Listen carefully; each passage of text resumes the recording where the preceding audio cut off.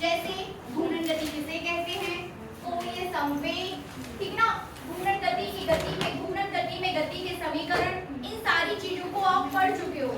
आपको इस चैप्टर को कोरिलेट करके चलना है किसके साथ, रैखिक गति के साथ, ठीक है ना। रैखिक गति को एक साइड रखिए और दूसरी साइड आप किसको रखिए, घूर्णन गति को। तो घूर्णन गति और रैखिक गति दोनों में डिफरेंस करना सीखिए, दोनों की परिभाषाएं आप सीखिए, ठीक ना। इन सारी चीजों पर हम क्या है चर्चा कर चुके हैं। जो आपकी पिछली क्लास हुई थी वो टॉपिक क्या था, कोई बताएगा मुझे? घूर्णन गति के समीकरण, ठीक है ना, घूर्णन गति के समीकरण, इसको भी हमने कोरिलेट करके देखा था किसके साथ, रैखिक गति के साथ। कि रैखिक गति में आप वेग को किस सिंबल से डिनोट कर रहे हो, प्रारंभिक वेग को क्या लेके चल रहे हो, अंतिम वेग क्या है, सेम वैसी चीजें आपके घूर्णन गति में भी थी, ठीक है ना। अब जिस तरीके से आपने रैखिक गति में जड़त्व को देखा था, ठीक है ना, जड़त्व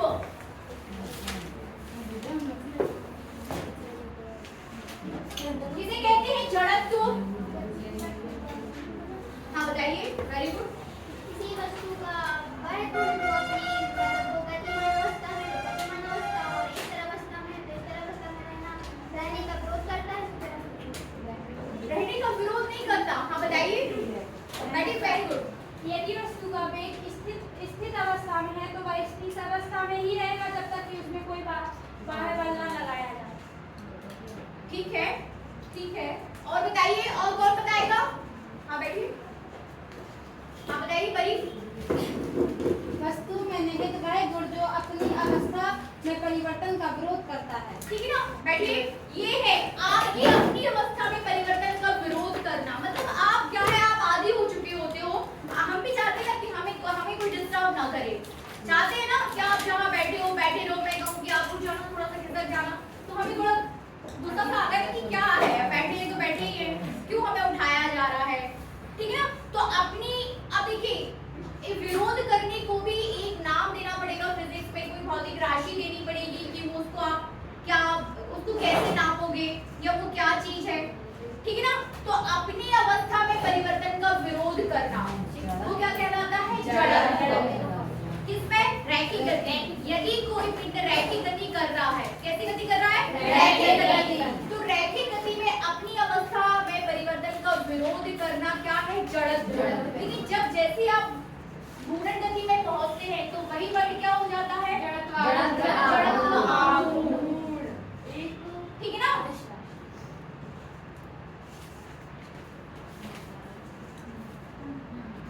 ये हो जाता है आपका रैखिक गति के लिए और ये हो जाएगा आपका घूर्णन गति के लिए। अब इसको आप कैसे डिफाइन करोगे कि यदि कोई वस्तु घूर्णन गति कर रही होती है और उस पर यदि कोई वो अपनी बाह्य बल लगाया जाए तो उसकी अवस्था परिवर्तन होगी, लेकिन वो वस्तु क्या करेगी, परिवर्तन अपने में हो रहे परिवर्तन का विरोध करेगी, ठीक है ना। अपने में हो रहे परिवर्तन का क्या करेगी, विरोध करेगी। तो वस्तु का यह गुण, ये गुण ही क्या कहलाता है, जड़त्व आघूर्ण। समझ रहे ना, क्या कहलाता है, जड़त्व आघूर्ण, ठीक है ना। That is denoted by I and I equals to हो जाता है mr²। यस मैम, ठीक है ना। अब आप जानते ही हो कि यदि कोई वस्तु घूर्णन गति कर रही होती है तो वो किसी न किसी अक्ष के परितः घूर्णन गति कर रही होती है, समझ रहे ना, किसी न किसी अक्ष के परितः घूर्णन गति कर रही होती है। तो यहाँ पर m क्या हो जाएगा, उस पिंड का द्रव्यमान है कि नहीं, m क्या हो जाएगा, उस पिंड का द्रव्यमान, और r क्या हो जाएगा, घूर्णन अक्ष से लंबवत दूरी। क्या हो जाएगा, घूर्णन अक्ष से लंबवत दूरी, घूर्णन अक्ष से लंबवत दूरी, ये हो जाएगा आपका घूर्णन अक्ष से लंबवत दूरी, ठीक है ना। अब आपसे बोल दिया जाए कि आपका ये जो पिंड है वो कई सारे पार्टिकल्स से मिलकर बना हुआ है, इज दैट क्लियर? क्या कि आपका ये जो पिंड है वो है कई सारे पार्टिकल्स से मिलकर बना हुआ है, ठीक है ना, कई सारे कणों से। देखिए आपका ये जो टॉपिक, आप जो टॉपिक लेके चल रहे हो या जो चैप्टर का नाम ही क्या है, नहीं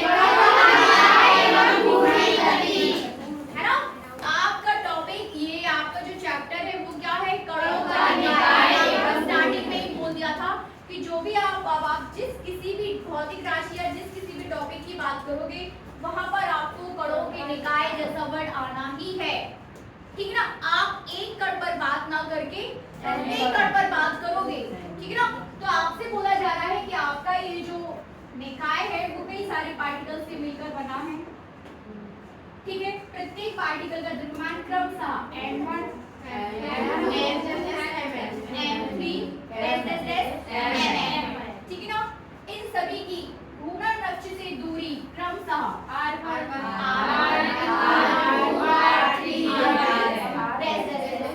ठीक है ना। तो जड़त्व आघूर्ण, पहले कण का जड़त्व आघूर्ण m1 r1 स्क्वायर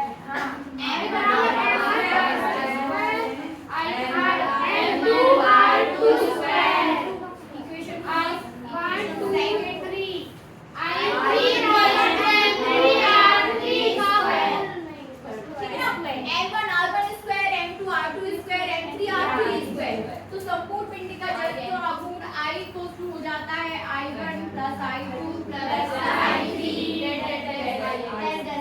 समीकरण m1 r1 square + m2 r2 square + m3 r3 square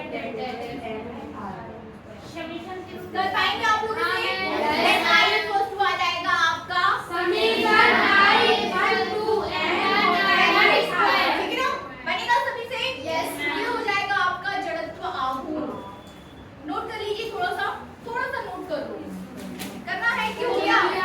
very good. सभी बच्चों ने किया? वो भी कर लेना। तुमने? मैम कुछ बच्चों ने नहीं किया। नहीं किया है वो भी कर लेंगे, ठीक है ना। आप हर चीज जरूरी नहीं है कि नोट कराई जाए, आप कर सकते हो। इसी टॉपिक को हम इसी कर सकते हैं आपको, लेकिन इसका भौतिक महत्व समझना है कि भैया जड़त्व आघूर्ण में क्या अंतर है, ठीक है ना। भौतिक महत्व समझना इसका बहुत जरूरी है कि जड़त्व और जड़त्व आघूर्ण में क्या अंतर है, ठीक है ना। तो यदि आप डिस्कस करो कि जड़त्व और जड़त्व आघूर्ण में क्या अंतर है, इस बारे में डिस्कस कर लेते हैं।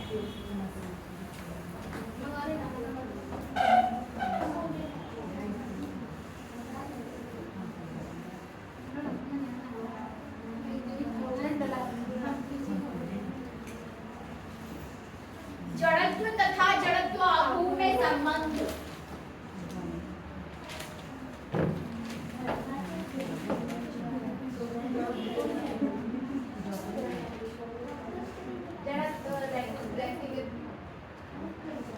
ठीक है ना। जड़त्व और जड़त्व आघूर्ण में संबंध नहीं है, अंतर भी कोरिलेट करना चीजों को कि आप जड़त्व को कहाँ परिभाषित कर रहे हो, जड़त्व आघूर्ण को किस संबंध में पढ़ रहे हो। भौतिक रूप क्या है? ठीक है ना। भौतिक है ना, क्या फिजिक्स में आप ही लग रही है। तो इसको देखिए, जड़त्व और जड़त्व आघूर्ण। फर्स्ट पॉइंट इसका ये हो जाएगा कि इसका महत्व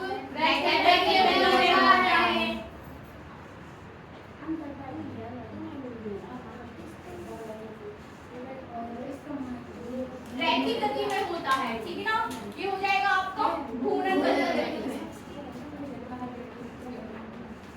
एक का महत्व रैखिक गति में होता है तो दूसरे का घूर्णन गति में। सेकंड पॉइंट, जड़त्व किसी वस्तु का वह गुण हो जो रैखिक गति में हो रहे परिवर्तन में अवस्था का विरोध करता है, ठीक है ना। ये हो जाएगा किसमें? घूर्णन गति में अवस्था में परिवर्तन का विरोध करना। घूर्णन गति में अवस्था में हो रहे परिवर्तन का विरोध करना। ये रैखिक गति में हो रही अवस्था में परिवर्तन का विरोध करना। तीसरा पॉइंट हो जाएगा, किसी वस्तु का जड़त्व केवल उसके द्रव्यमान पर निर्भर करता है। जब भी आप जड़त्व की बात करते हो, यदि आपके पास क्या है, रैखिक गति कर रहा है कोई पिंड और आप उसके जड़त्व की बात कर रहे हो, तो जड़त्व किस पर निर्भर करता है? सिर्फ और सिर्फ केवल द्रव्यमान पर। आता है ये ऑब्जेक्टिव में। ये पॉइंट आपका इंपॉर्टेंट पॉइंट है, फर्स्ट, सेकंड और ये थर्ड वाला। ये सिर्फ और सिर्फ किस पे डिपेंड करता है? द्रव्यमान पर निर्भर करता है। और ये द्रव्यमान केवल और केवल किस पर? द्रव्यमान पर। और ये लंबवत द्रव्यमान तथा लंबवत दूरी पर। द्रव्यमान के साथ घूर्णन अक्ष से लंबवत दूरी पर, ठीक है ना। Is that clear? बनेगा। चौथा पॉइंट, किसी भी वस्तु का जड़त्व नियत रहता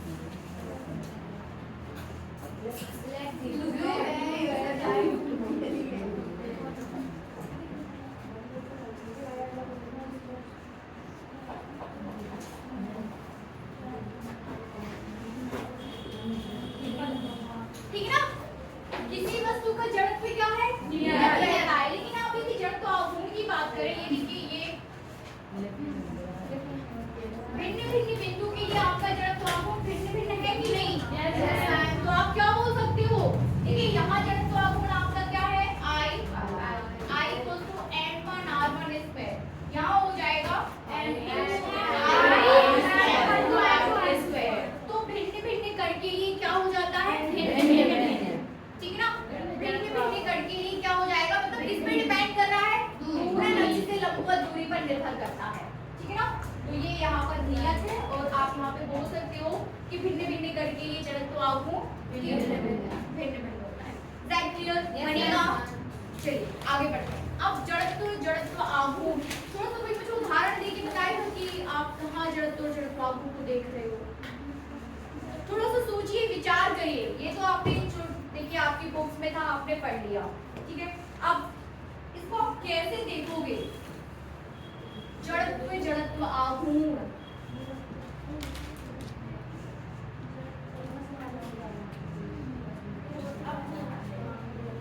विचार करके आइए, ठीक है ना। विचार करके आइए कि आप जड़त्व आघूर्ण को फॉर एग्जांपल कैसे समझा सकते हो, ठीक है। नहीं अभी कुछ मत बोलिए, आपको क्या करना है, विचार करके आना है और कल 2 मिनट के लिए सामने आकर उस पर डिस्कशन करना है, ठीक है। जड़त्व और जड़त्व किसी से भी, इससे क्या होगा, आपके सोचने समझने की क्षमता है, उसका विकास होगा, ठीक है ना। सभी को जड़त्व आघूर्ण को एग्जांपल्स के साथ आपकी बुक में सब दिया है, आपको ढूंढना ही नहीं है, आपको जाके अपनी पुस्तक में ही देखना है। जो भी बुक्स आपके पास है सभी बुक्स में दिया है, एक बार उसको देखिए तो सही, ठीक है ना।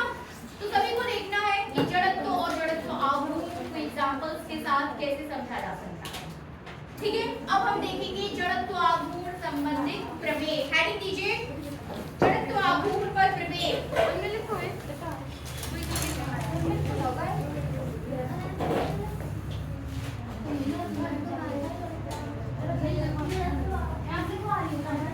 ये हम आपको नोट कराएंगे।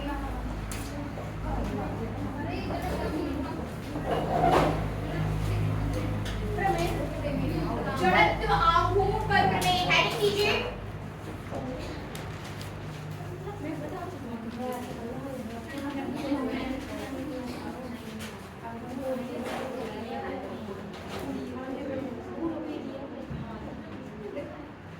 जड़त्व आघूर्ण पर प्रमेय। शायद आपके सिलेबस में नहीं है, शायद, मुझे तो ज्यादा पता ही नहीं, मैं सिलेबस सब कुछ पढ़ के चलना चाहिए, है ना।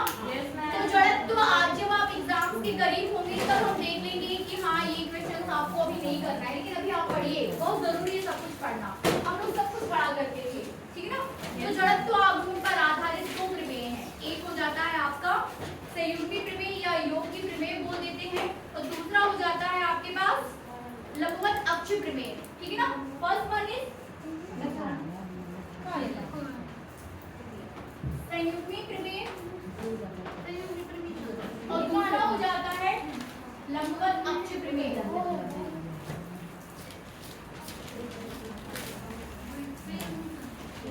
कॉन्सेप्ट आपके पास क्या है? कॉन्सेप्ट है कि I equals to mr square।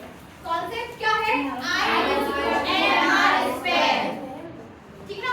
यही कॉन्सेप्ट पर बेस्ड आपके पास 2 प्रमेय है आपके सामने। एक है लंबवत अक्ष प्रमेय और दूसरी क्या है? संयुग्मी प्रमेय। तो सबसे पहले हेडिंग दीजिए संयुग्मी प्रमेय या योग जड़त्व आघूर्ण संबंधी योग प्रमेय, ऐसा भी बोल दिया जाता है। संयुग्मी प्रमेय या जड़त्व आघूर्ण संबंधित योग की प्रमेय। ना सिर्फ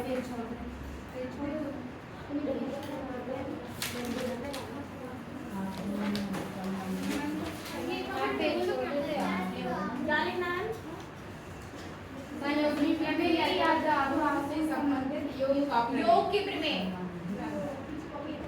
संयुग्मी 3 है बच्चों, 3 है और एक है समांतर अक्ष प्रमेय। समांतर अक्ष प्रमेय, ठीक है ना। इसे समझिए क्या, देखिए लिख लिया ना इतना, कुछ नहीं लिखना है, आप सिर्फ इतना लिख लो जड़त्व आघूर्ण पर प्रमेय 1 2 3 नंबर इतना डालो, बहुत अधिक लिखने की जरूरत नहीं है।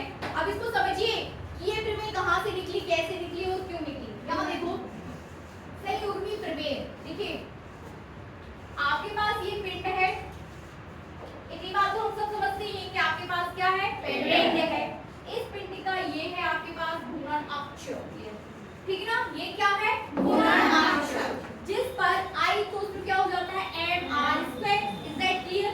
अब संयुग्मी प्रमेय में आप क्या करोगे, 2 एक्सिस लेके चलोगे कहीं भी, 2 एक्सिस, ठीक है ना। लंबवत अक्ष प्रमेय में आप क्या लेके चलोगे, ये आपके पास पिंड है और इसके लंबवत एक और डाल दो, लंबवत होना चाहिए, ठीक है ना।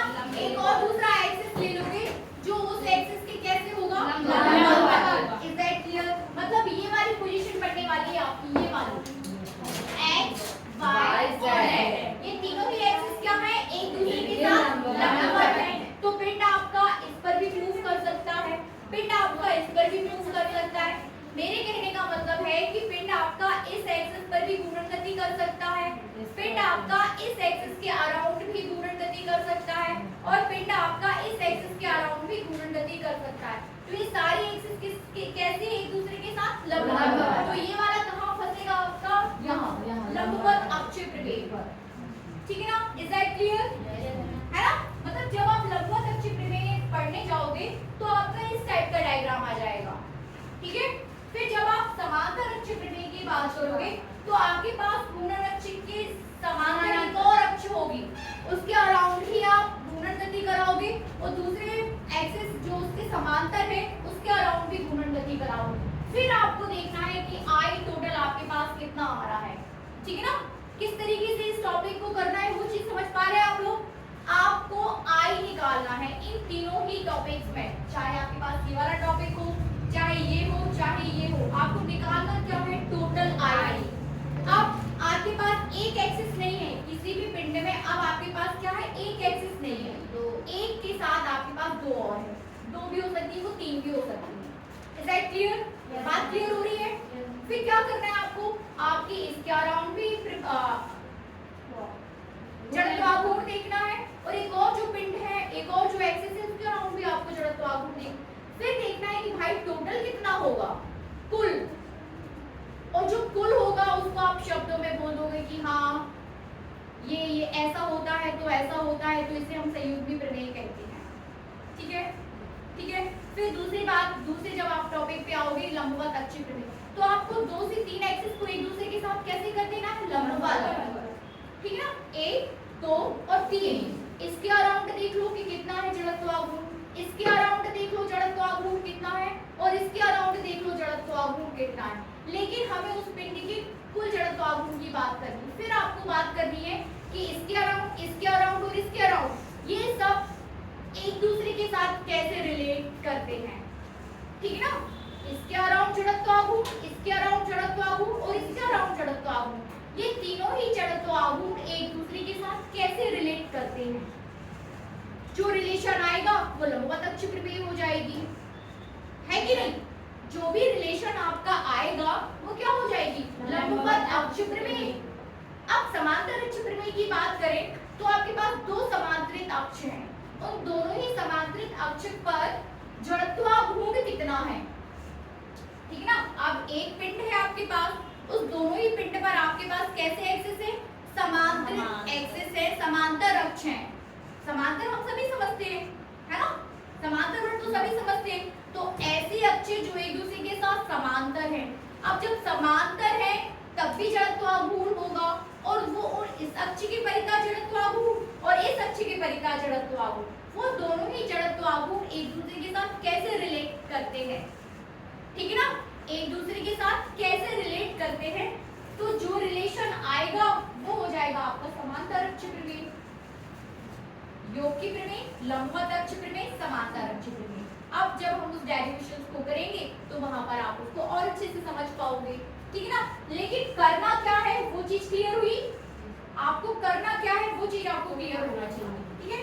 तो सबसे पहले आप देख लीजिए संयुग्मी अक्ष प्रमेय। अब थोड़ा सा अपने कॉपी पेन पर भी करते जाइए, ठीक है ना। हेडिंग दीजिए संयुग्मी अक्ष प्रमेय।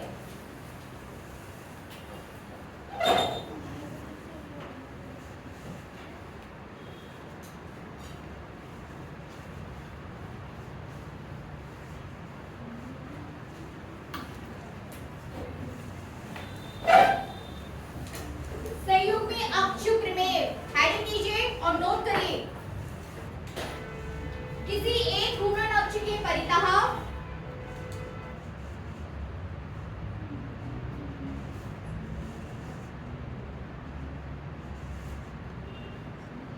किसी एक घूर्णन अक्ष के परितः अनेक कणों से मिलकर बना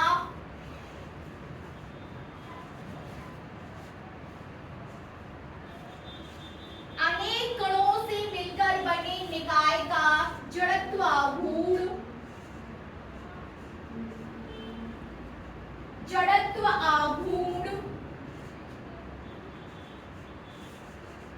उस अक्ष के परितः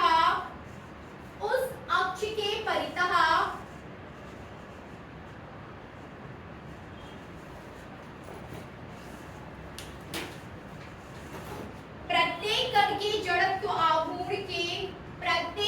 के जड़त्व आघूर्ण के योग के बराबर होता है। ठीक है ना? जड़त्व आघूर्ण के योग के बराबर होता है। ठीक है, लिखा? समझ में भी आ गया होगा। क्या समझ में आया कि आपके पास ये पूरा पिंड है, ये घूर्णन अक्ष है, आपसे बोला जा रहा है इस घूर्णन अक्ष के परितः जड़त्व आघूर्ण, ठीक है ना, अलग अलग पिंड के कण के जड़त्व आघूर्ण के योग के बराबर होता है।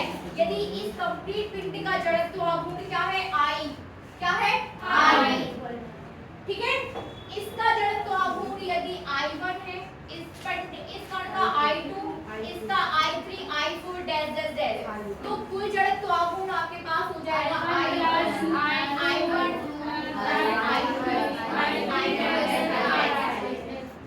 ये हम क्यों कर पाए? हम ऐसा योग इसलिए कर पाए क्योंकि ये जड़त्व आघूर्ण आपकी अदिश राशि है। नहीं तो आप इजीली इसको जोड़ नहीं पाते। Is that clear? ऐसा हम क्यों कर पाए? क्योंकि जड़त्व आघूर्ण क्या है? अदिश राशि है, इसलिए आपने उठाया और जोड़ दिया। नहीं तो यदि ये सदिश राशि होती तो आप इसको ऐसे इजीली जोड़ ना पाते। ठीक ना? फिर आप दिशाओं का ध्यान रखते, दिशाओं के ध्यान के साथ फिर कोई चीज आपकी प्लस में जाती, कोई माइनस में जाती, फिर सब कुछ जाके वहां पे जीरो हो जाता। ठीक है ना? तो जड़त्व आघूर्ण कैसी है? हमेशा याद रखिए, जड़त्व आघूर्ण एक अदिश राशि, इसलिए आप इसको I I1 plus I2 plus I3 dash dash dash कर पाए बनेगा। यही है आपकी जड़त्व आघूर्ण संबंधी योग प्रमेय। इसको कंप्लीट करिए। यदि I1, I2, I3 dash dash dash, यदि I1, I2, I3 dash dash dash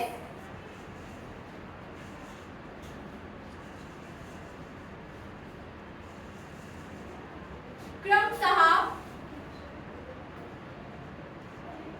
निकाय के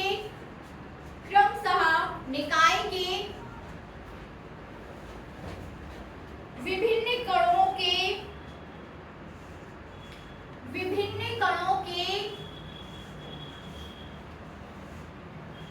एक ही घूर्णन अक्ष के परितः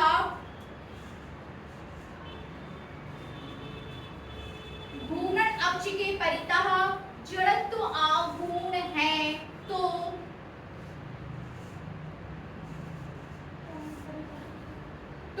निकाय का कुल जड़त्व आघूर्ण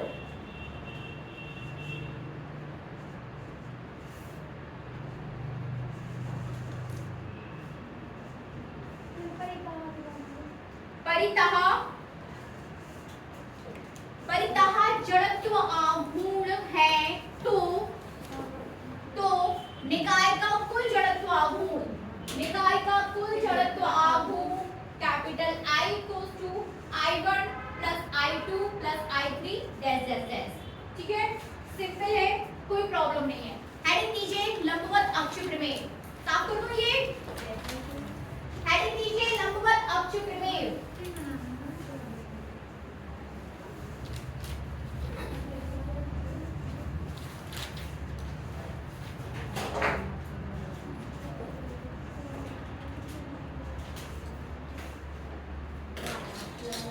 लंबवत अक्ष प्रमेय। ठीक है ना? अब आपके पास जो पिंड है उस पर किस प्रकार के एक्सिस की कल्पना की जा रही है?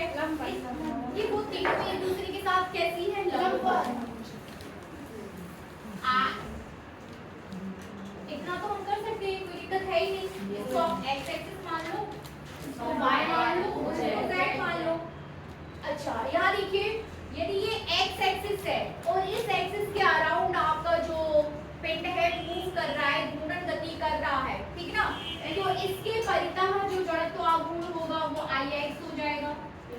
होगा कि नहीं?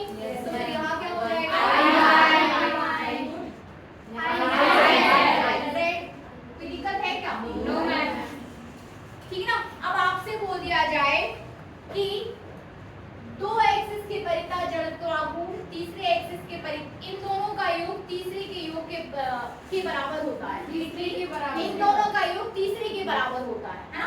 क्या बोल दिया जा रहा है? इन दोनों का योग किसके बराबर है? तो इसको ये आपका क्या हो जाएगा? लंबवत अक्ष प्रमेय। तीन एक्सिस आपके पास कैसी है? एक दूसरे के साथ लंबवत, तो दो का योग तीसरे के बराबर है। वो दो कोई भी हो सकती है। वो दो कोई भी हो सकती है। वो दो कोई भी हो सकती है। जरूरी नहीं कि आपने इन दोनों, आप इन दोनों को इसके इक्विवेलेंट ले जाओ, इन दोनों के इसके इक्विवेलेंट ले जाओ, ठीक है ना? वो दोनों एक्सिस आपकी कोई भी हो सकती है। इट मींस कि I Y plus I Z equals to I X, ठीक है ना? फिर एक बार आई जेड को बाहर ले लो, एक बार आई वाई को ले लो, तो यहाँ पर हो जाएगा आई एक्स प्लस आई जेड। वो दोनों कोई भी हो सकती हैं। तो इस प्रकार से आपका ये लंबवत अक्ष प्रमेय याद हुआ, ठीक है ना? बन जाएगा। अब इस चीज को आपको क्या करना है? प्रूफ कर देना है। प्रूफ कर देते हैं इसको, ठीक है ना? पहले आप इसको वर्ड्स में लिखोगे और वर्ड्स में लिखने के बाद हम इसे क्या कर देंगे? प्रूफ कर देंगे। बहुत इजी है, कोई दिक्कत नहीं है। लिखिए लिखिए लंबवत अक्ष प्रमेय हेडिंग दीदी। आगे लिखिए लंबवत अक्ष की प्रमेय के अनुसार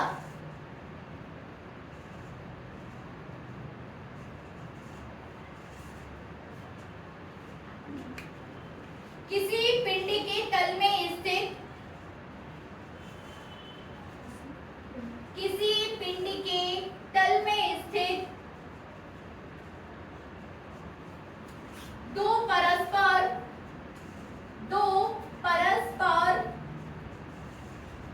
लंबवत अक्षों के परितः जड़त्व आघूर्ण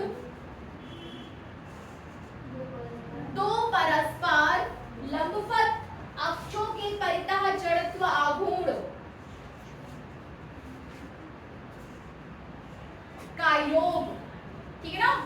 दो परस्पर लंबवत अक्षों के परितः जड़त्व आघूर्ण का योग, मतलब ये आपने क्या लिखा है? ये आपने लिखा है कि दो अक्षों के लंबवत अक्षों के परितः जड़त्व आघूर्ण का योग, है ना? ये दोनों एक दूसरे के साथ कैसे हैं? लंबवत। ये दोनों एक दूसरे के साथ कैसे हैं? लंबवत। ये दोनों भी एक दूसरे के साथ कैसे हैं? लंबवत। तो लंबवत अक्षों के परितः जड़त्व आघूर्ण का योग, ये प्लस क्या बता रहा है आपको? योग बता रहा है ना? ये प्लस करना क्या बता रहा है? योग। तो दो अक्षों के मतलब ऐसी अक्षर आप अपने वर्ड्स में भी लिख सकते हो, जरूरी नहीं कि जो बुक्स में है या जो हम लिखवा रहे हैं आपको, आप उसको समझिए और लिखिए क्या कि दो अक्षों के परितः जड़त्व आघूर्ण का योग, तो लंबवत अक्षों के परितः जड़त्व आघूर्ण का योग तीसरी अक्ष के परितः जड़त्व आघूर्ण के योग के बराबर होता है। लिखिए आगे, उस तीसरी अक्ष के परितः, उस तीसरी अक्ष के परितः पिंड के जड़त्व आघूर्ण के बराबर होता है,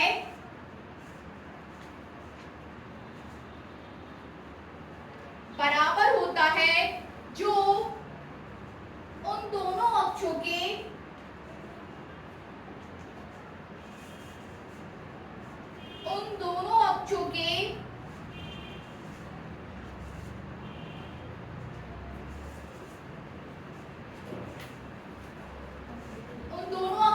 लंबवत होती है, उन दोनों अक्षों की लंबवत होती है। ठीक है, शर्त क्या ली जा रही है? शर्त ये ली जा रही है कि ये तीसरी अक्ष भी इन दोनों अक्षों की कैसे होना चाहिए? लंबवत होना चाहिए और इसके कटान बिंदु से होकर जाना चाहिए। ठीक है ना? लिख लो इसको आगे, तथा उसके कटान बिंदु से होकर गुजरती है, तथा उसके कटान बिंदु से होकर गुजरती है। अब यहाँ तक किसी को कोई भी प्रॉब्लम हो तो बताइए। आप सिर्फ चित्र बना दो और लिख दो कि I X plus I Y equals to I Z, तो तो भी आपको नंबर मिल जाएंगे, पूरे तो मैं नहीं दूंगी। हाँ लेकिन हाँ आपको मिलेंगे नंबर कि हाँ आप समझ रहे हो उस चीज को, ठीक है ना। मतलब वो बच्चे जो कमजोर है, जो नहीं समझ पा रहे हैं, लेकिन इतना तो समझ में आ ही रहा ना कि हाँ भाई दिख रहा है कि 3 एक्सिस है, 2 का योग तीसरे के बराबर है, सीधी बात है, बनेगा। चलिए इस चीज को हम प्रूफ कर देते हैं, ठीक है। लंबवत में तीनों अक्ष के परिता कण नहीं, पिंड घूम रहा है, कण नहीं, क्या पिंड है। मतलब ये जो Ix है ये पिंड का जड़त्व आघूर्ण है, किसी कण का नहीं, है ना। इस संपूर्ण पिंड का जड़त्व, पिंड आपको घूमेगा ना, ये तो पिंड है, आप इसको ऐसे घुमा दो तो यहाँ से आपकी एक्सिस जा रही, ठीक है ना। इसको ऐसे घुमा दो, ये पिंड है आपका, अभी मैं इसको ऐसे घुमा रही हूँ, पिंड ऐसा ही है, तो इस एक्सिस के परिता घूम रहा ना, इसका कोई जड़त्व आघूर्ण होगा, है कि नहीं।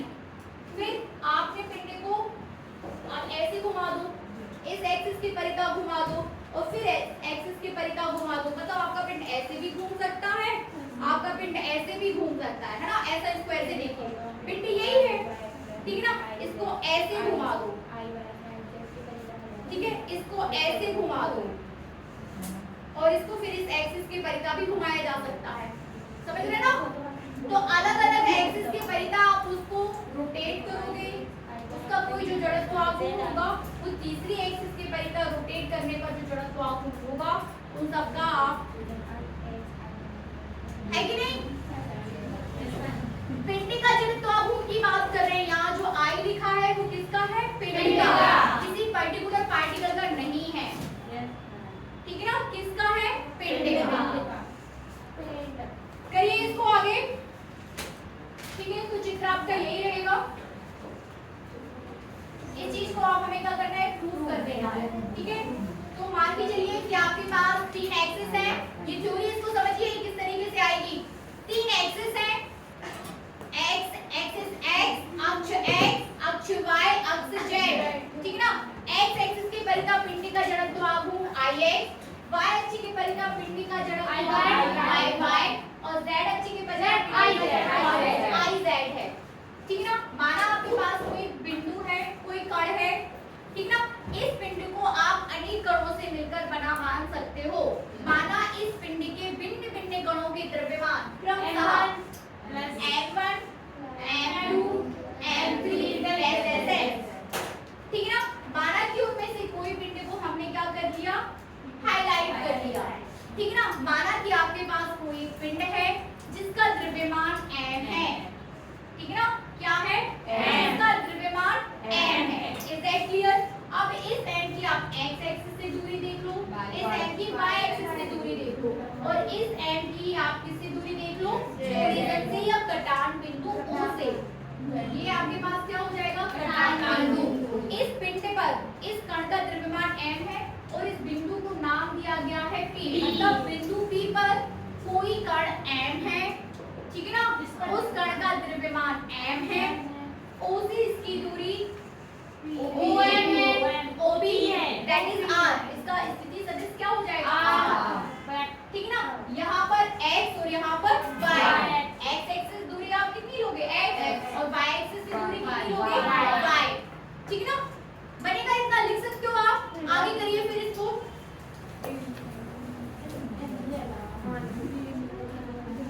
लिखिए कण P का OX अक्ष के परितः जड़त्व आघूर्ण,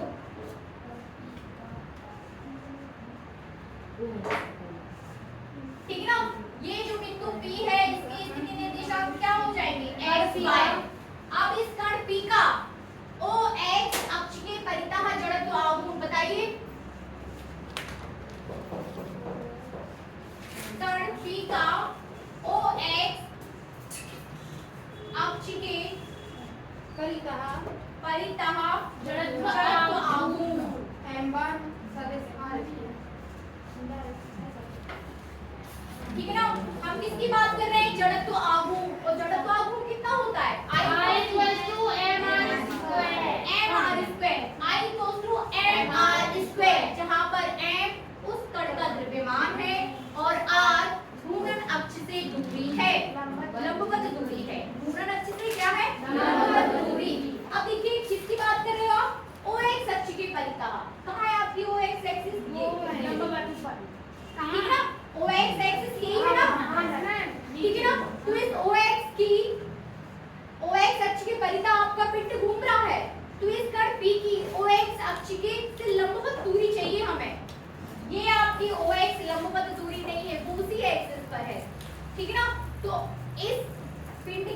तो इसकी किससे लंबवत दूरी चाहिए हमें? OX अक्ष के परितः लंबवत दूरी, तो वो कितनी हो जाएगी? X होगी मैम, Y होगी मैम, ठीक है ना? क्या होगी? Y। कण P की OX अक्ष से लंबवत दूरी ये चीज होगी, ये वाली। और ये आ रही है Y की इक्विवेलेंट है, ठीक है ना? किसकी इक्विवेलेंट है? Y, ठीक है ना? तो कण P का OX अक्ष के परितः जड़त्व आघूर्ण कितना हो जाएगा? X अक्ष के परितः जड़त्व आघूर्ण को आप Ix लोगे, Ix और Ix इक्वल्स टू, फटाफट बताइए, my स्क्वायर होगा, डायरेक्ट करिए my स्क्वायर, ठीक है? अब आगे करिए, कण P का OY अक्ष के परितः जड़त्व आघूर्ण IY equal to mx square Iy equals to mx mx square कर दो, Iy equals to mx square, ठीक है ना? इसी प्रकार कण P का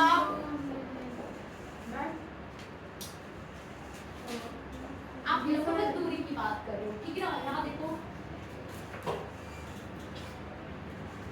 ये बिंदु P है, तो इसकी स्थिति निर्देशांक ये बिंदु P है, इसकी निर्देशांक x y है, ठीक है ना? ये x एक्सिस है ना, ये एक्सिस है, ये y एक्सिस है, ये z एक्सिस। अब इसकी लंबवत दूरी को आप कहाँ से लोगे? x के परितः ले रहे हैं ना, आप y के परितः नहीं ले रहे हैं, ये आपकी y की परितः हो जाएगी। इस कण की इसके परितः लंबवत दूरी तो ये आएगी ना, तो ये किसकी इक्विवेलेंट है? y की। ये x होता है बच्चे, ये x होता है, ये यहाँ पे y होता है और ये यहाँ पे z होता है। अब ये कट p है, समझ में आ रहा ना? ये कट p है, लंबवत दूरी। हम ये नहीं कह रहे कि x एक्सिस से दूरी कितनी है, इसकी इससे लंबवत दूरी के लिए आप लंब डालोगे, ये बात किसकी इक्विवेलेंट है? y की। जैसे ऊपर में वो आप ऐसे नंबर लिख दिया है इधर, मैं उसमें मैं बोल रही थी कि आप ये नहीं वो वाले, है ना? इसके बाद हाँ ये x है, यहाँ पे ये एक्सिस होता है, ये x और ये y। इस पॉइंट पर ये x एक्सिस है और ये y है, ठीक है? अभी क्लियर हुआ? हाँ मैं है ना? तो लंबवत दूरी आप सही है ना? वो बोलते कुछ नहीं, ऐसा हो जाता है, ठीक है? Is that clear? ठीक है? तो आपकी पिंड का कण P का y अक्ष के परितः जो जड़त्व आघूर्ण है Iy वो कितना हो जाएगा? I equals to mx square. फिर कण P का z अक्ष के परितः जड़त्व आघूर्ण, फटाफट करते चलिए,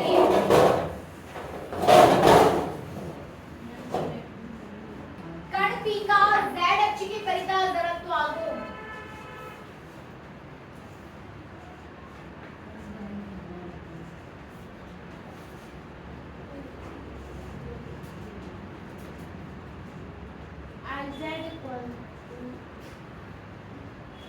जड़त्व आघूर्ण Iz इक्वल्स टू, अब देखिए आपको z पे नहीं जाना है, देखिए ये कण है आपका, ठीक है ना?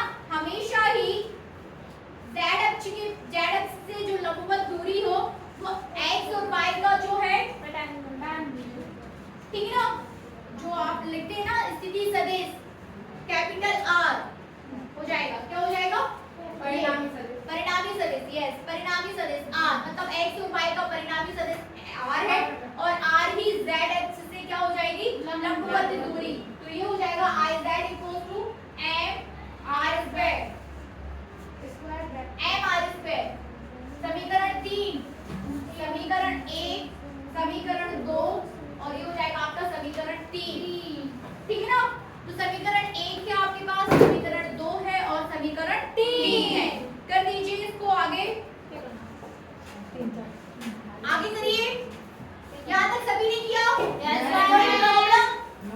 किसी को कोई प्रॉब्लम नहीं होना चाहिए, ठीक है ना? x और y और z इनको आप थोड़ा सा डिफरेंशिएट करिए, अलग अलग करिए, थोड़ा सा सपोज करिए कि ये कट P है आपका इधर और ये आपकी z अक्ष है, तो लंबवत दूरी आपका इन दोनों का जो स्थिति सदिश है उसके के बराबर इक्विवेलेंट होगा, आर के इक्विवेलेंट होगा, वो आपका स्थिति सदस्य कैपिटल आर। आगे करिए इसको। अभी तो आप किसकी बात कर रहे थे कि आपने पूरा एक पिंड लिया, आपके पास एक कण है, ठीक है ना, आपने सिर्फ एक कण की बात की।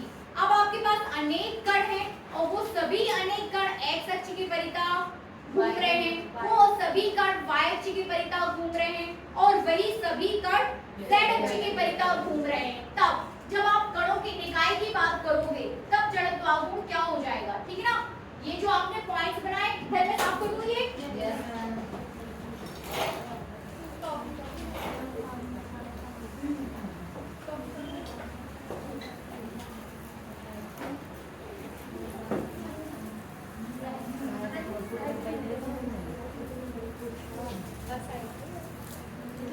ये जो आपने पॉइंट्स बनाए यहाँ पर बिल्कुल भी बातचीत नहीं, यहाँ देखिए जो पॉइंट्स बनाए आपने i equals to m y square, i y equals to m x square और i z equals to m r square।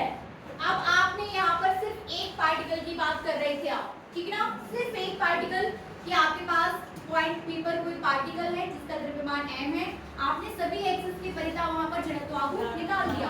अब आपको क्या करना है, आपको करना है कि माना वो जो एक कण ना होकर अनेक कण है, तब उन सभी कणों का जो जड़त्व आघूर्ण होगा Ix, वो सम ऑफ Ix हो जाएगा, ये sum of Ix sum of my square और Iy equals to sum of mx square, Iz equals to sum of Ir square। ठीक है ना, करिए। है ना, संपूर्ण पिंड का ऐसा लिख सकते हो आप, संपूर्ण पिंड का, संपूर्ण पिंड का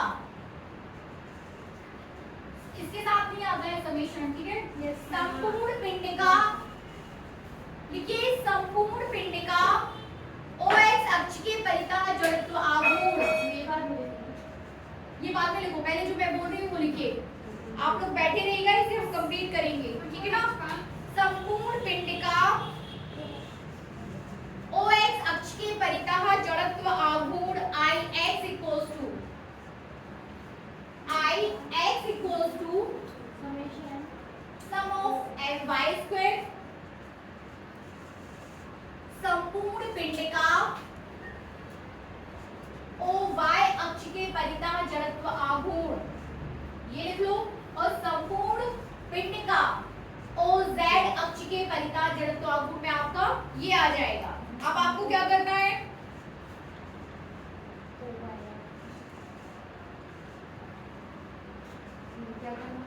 आगे लिखिए। चित्र से स्पष्ट है कि, चित्र से आपको क्या स्पष्ट दिखाई दे रहा है,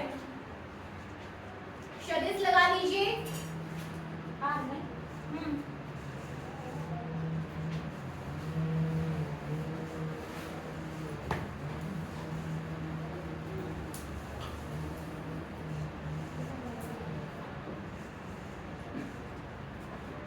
चित्र को यदि आप ध्यान से देखोगे तो चित्र में आपको दिखाई देगा, चित्र से स्पष्ट है, ठीक है, कि r स्क्वायर इक्वल्स टू, कर चुके हैं आप ये सदिश में, r square equals to x square plus y square plus under root, जब अंडर रूट होता है अंडर रूट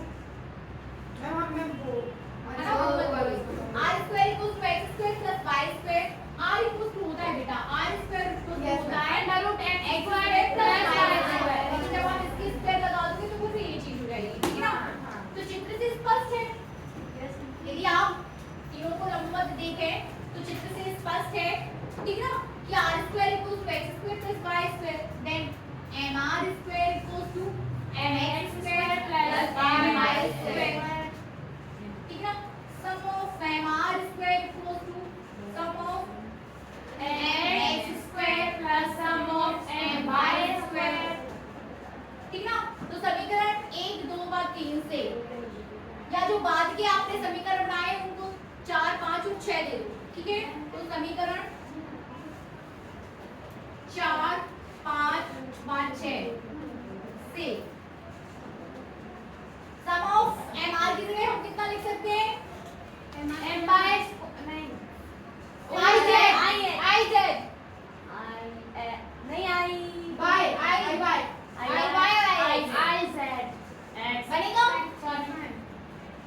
प्रूव कर दिया कि दो लंबवत अक्षों के परितः जड़त्व आघूर्ण का योग तीसरी अक्ष जो उन दोनों के साथ लंबवत की कंडीशन में है कि परितः जड़त्व आघूर्ण के योग के बराबर होता है। बनेगा? अंकिता है ना, ज्यादा नहीं कर पा रहे तो इतना तो सीख ही जाओ कि I X plus I Y equals to I Z. क्यों? है ना? एक दिन में और कर लेते हैं, काफी दिनों से आपने पढ़ा नहीं कर रहे। इसके बाद तो समांतर चित्र भी कर लेते हैं। तो फटाफट हेडिंग दो। किसी को यहाँ पे कुछ पूछना है तो बताइए। पूछना है? किरण सब क्लियर है? चलिए आगे बढ़ते हैं। समांतर चित्र में बिना समय ना बढ़ा नहीं अतः दो लिख लेना हम सब बताएं आपको। हेडिंग दीजिए समांतर अक्ष प्रमेय। मैं साफ कर दूं? No ma'am. नो मन से करो, मन से करो। मैं साफ करने वाली हूं वैसे। यस मैम कर दीजिए। मैंने इसको दे दिया।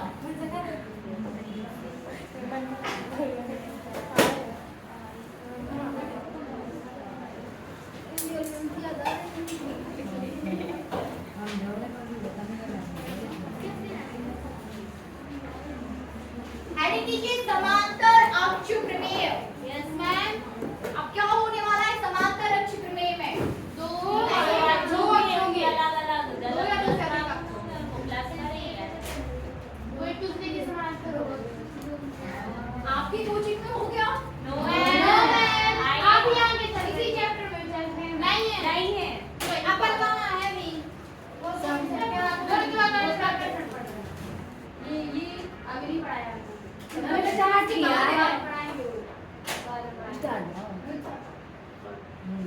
इसके बाद है। चलिए कोई दिक्कत नहीं है। समांतर अक्ष प्रमेय देखिए ये टॉपिक्स आपके सिलेबस में नहीं है। 90% जितनी मुझे जानकारी है सिलेबस में नहीं है। भले ही सिलेबस में ना हो लेकिन करना चाहिए। हम लोग तो पूरी पुस्तक पढ़ देते, पूरी रिपोर्टिंग ना सिर्फ एक पुस्तक बल्कि एक से के बाद फिर दूसरों को भी उठाते थे भाई कि इसमें कैसे किया, इसमें कैसे किया। और ये हम लोग खुद से करते थे। हम लोग के अंदर इतनी जिज्ञासा हुआ करती थी कि खुद ही करते थे। हम लोग को तो बताता भी नहीं था कोई कि भैया ये पढ़ लो या ठीक है। तो क्या करना है भैया? समांतर अक्ष प्रमेय। समांतर अक्ष प्रमेय देखिए जिस तरीके से आपके नाम से ही स्पष्ट हो जाना चाहिए यहाँ पे कि जब आप लंबवत अक्षीय प्रमेय की बात करें तो आपने एक्सिस को लंबवत कर दिया, ठीक है ना। सभी अक्षों को आपने कैसे कर दिया? लंबवत। अब आपको क्या करना है? समांतर अक्ष प्रमेय। अच्छा ये बताइए समांतर अक्ष प्रमेय आपको कहाँ मिलेगी? समांतर अक्ष प्रमेय दैनिक जीवन में, दैनिक जीवन में उदाहरण नहीं। जैसे आपके पास ये पिंड है ना, क्या है अपने पास? ये पिंड है। पिंड का कुछ द्रव्यमान केंद्र हुआ करता था। यस करता है ना। द्रव्यमान केंद्र हुआ करता था। जैसे आप समझ गए ना द्रव्यमान केंद्र, जो हम इसको डिस्कस नहीं कर। द्रव्यमान केंद्र हुआ करता था, ठीक है ना। ये द्रव्यमान केंद्र है दैट इज सी। अब इस अक्ष के परितः भी आपका पिंड घूम सकता है, ठीक है ना। एक आपके पास द्रव्यमान केंद्र से होती हुई जाती हुई एक अक्ष है। किससे जाती हुई? द्रव्यमान केंद्र से होती हुई जाती अक्ष है। और एक अक्ष आपके पास घूर्णन अक्ष। एक आपके पास कैसी है? घूर्णन अक्ष है कि नहीं। इनके बीच की कुछ दूरी हो सकती है, ठीक है ना। तो दो एक्सिस आपको मिल गई और वो दोनों ही एक्सिस या अक्ष कैसी है? एक दूसरे के साथ समांतर, ठीक है। अब आपके पास जो है ये दोनों इसका जड़त्व आघूर्ण, ठीक है ना। इसका जड़त्व आघूर्ण को आप किससे डिनोट करो? आई सी से। मैम द्रव्यमान केंद्र का घूर्णन अक्ष में समांतर ही रहेगा। ऑलवेज ठीक है ना। ऑलवेज कैसा रहेगा? समांतर ऑलवेज। तो ध्यान दीजिए पॉइंट सी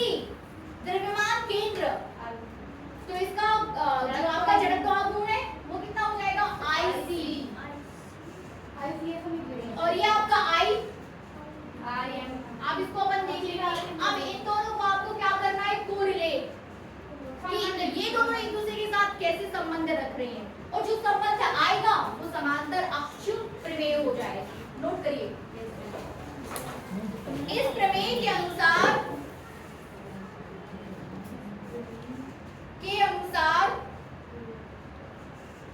किसी पिंड का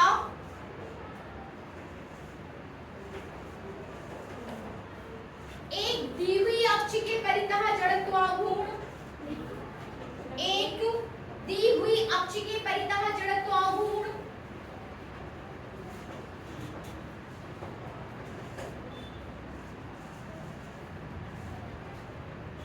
ठीक है ना, उस पिंड के द्रव्यमान केंद्र से होकर,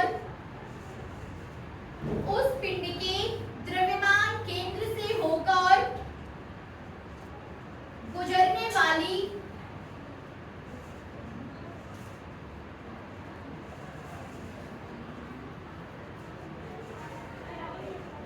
समांतर अक्ष के परितः जड़त्व आघूर्ण, समांतर अक्ष के परितः जड़त्व आघूर्ण तथा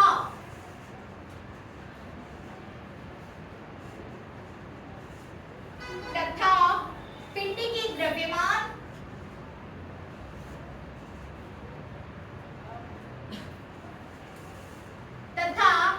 के द्रव्यमान और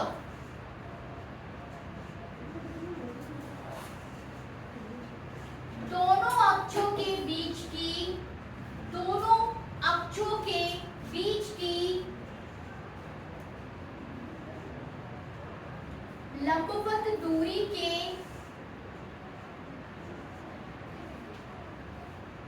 वर्ग के, बहुत सिंपल है, वर्ग के गुणनफल के योग के बराबर होता है। देखो तो आपने द्रव्यमान और दोनों के बीच की लंबवत दूरी का गुणनफल किया है और फिर तीसरे के साथ उसको जोड़ दिया है, ठीक है ना। बहुत सिंपल है, मुझे लगता है कि आपको समझ में ही आ गया होगा। इस तरीके से मैंने अभी आपको बताया कि योग के बराबर होता है। फिर से देखिए, ठीक है ना, इस चीज को आप फिर से देखिए, बहुत इजी है। हम आपसे बात कर चुके थे कि द्रव्यमान केंद्र किसी न किसी पिंड में, प्रत्येक पिंड में एक द्रव्यमान केंद्र होता है और उस द्रव्यमान केंद्र से आपका जो है एक एक्सिस जाएगी। आपका पिंड जो है उस एक्सिस के परितः घूर्णन गति कर सकता है, ठीक है ना, कर सकता है। और एक दी हुई अक्ष के साथ भी आपका पिंड जो है घूर्णन गति कर सकता है। देखिए पिंड आपका इस एक्सिस के परितः भी घूर्णन गति कर, यदि मैं, देखिए यहाँ देखो, मैंने इसको पकड़ा तो ये इस एक्सिस के परितः घूर्णन गति कर रहा है, ठीक है, मतलब ये इसकी एक्सिस जा रही है। Is that clear? अब मैंने इसको यहाँ पकड़ लिया तो ये अब इसकी घूर्णन अक्ष बदल गई ना। अब वो यहाँ से, मतलब ये जो मेरे बिंदु जहाँ से मैंने इसको पकड़ा है ना, यहाँ से जाएगी इसकी एक्सिस, अब वो यहाँ से घूर्णन गति करेगा, ठीक है ना। तो घूर्णन एक्सिस बदल रही है, बदल सकती है, आप उसको कहीं से पकड़ के घुमा सकते हो, जहाँ से पकड़ के घुमाओगे वहीं से उसकी घूर्णन अक्ष हो जाएगी, ठीक है। तो आपसे बोला जा रहा है कि द्रव्यमान केंद्र से जा रही है एक एक्सिस, ठीक है ना, द्रव्यमान केंद्र के परितः यदि आपका पिंड घूम रहा है तो उस पिंड के परितः जड़त्व आघूर्ण को आप किससे ले रहे हो? आई से। ये कोई दूसरी एक्सिस है, पॉइंट O से जा रही है, ठीक है ना, ये कोई दूसरी एक्सिस है, पॉइंट O से जा रही है, तो इस एक्सिस के परितः जड़त्व आघूर्ण को आप किससे ले लो? IO से, ठीक है ना। ये समझ में आया और ये समझ में आया। फिर आपसे बोला जा रहा है कि ये दोनों एक्सिस के बीच की यदि लंबवत दूरी कितनी है? L, और इस पूरे पिंड का द्रव्यमान कितना है? M। तो रिलेशन आपका हो जाता है IO equals to IC plus ML square, मतलब किसी अक्ष के परितः जड़त्व आघूर्ण, द्रव्यमान केंद्र से होकर जाने वाली अक्ष के परितः जड़त्व आघूर्ण तथा उस पिंड के द्रव्यमान और दोनों अक्षों के लंबवत दूरी के गुणनफल के बराबर होता है।